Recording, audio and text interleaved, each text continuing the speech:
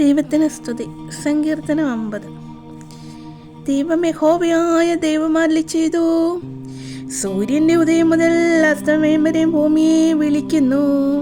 സൗന്ദര്യത്തിൻ്റെ പൂർണ്ണതയായ സിയോനിൽ നിന്നും ദൈവം പ്രകാശിക്കുന്നു.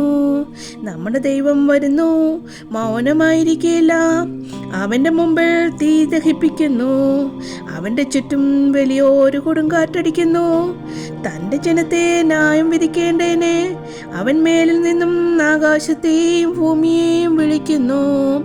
യാഗം കഴിച്ച് എന്നോട് നിയമം ചെയ്തവരായ എൻ്റെ വിശുദ്ധന്മാരെ എൻ്റെ അടുക്കൽ കൂട്ടുവീൻ. ദൈവം തന്നെ ന്യായാധിപതിയുമായിരിക്കാൽ ആകാശം അവൻ്റെ നീതിയെ ഘോഷിക്കും. എൻ്റെ ജനമേ കേൾക്ക, ഞാൻ സംസാരിക്കും. ഇസ്രായേലേ, ഞാൻ നിന്നോട് സാക്ഷീകരിക്കും. ദൈവമായ ഞാൻ നിന്റെ ദൈവമാകുന്നു. നിന്റെ ഹനനയാഗങ്ങളെക്കുറിച്ച് ഞാൻ നിന്നെ ശാസിക്കുന്നില്ല. നിന്റെ ഹോമയാഗങ്ങൾ എപ്പോഴും എൻ്റെ മുമ്പാകെ ഇരിക്കുന്നു.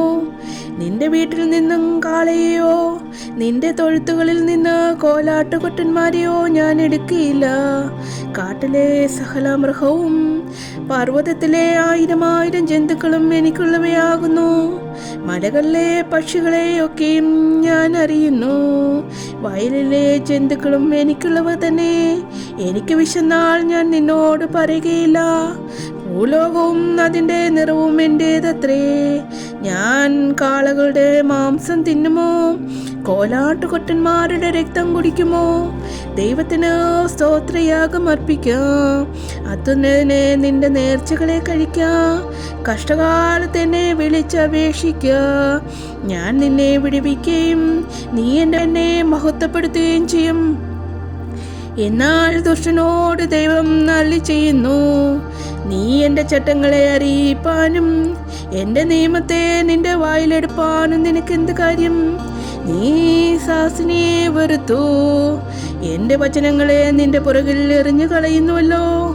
കള്ളനെ കണ്ടാൽ നീ അവന് അനുകൂലപ്പെടുന്നു. വ്യഭിചാരികളോടുകൂടെ നീ പങ്കുകൂടുന്നു. നിന്റെ വായ് നീ ദോഷത്തിന് വിട്ടുകൊടുക്കുന്നു.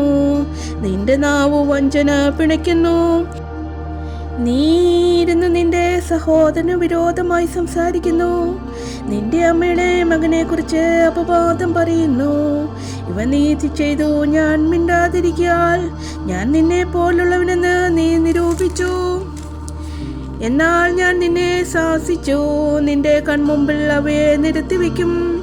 ദൈവത്തെ മറക്കുന്നവരോ ഇത് ഓർത്തുകൊള്ളുവീൻ, അല്ലെങ്കിൽ ഞാൻ നിങ്ങളെ കീറിക്കളയും. വിടിപ്പാരും ആരും ഉണ്ടാകുകയില്ല. സ്തോത്രമെന്ന യാഗം അർപ്പിക്കുന്നവൻ എന്നെ മഹത്വപ്പെടുത്തുന്നു. തൻ്റെ നടപ്പിനെ ക്രമപ്പെടുത്തുന്നവനെ ഞാൻ ദൈവത്തിൻ്റെ രക്ഷയെ കാണിക്കും.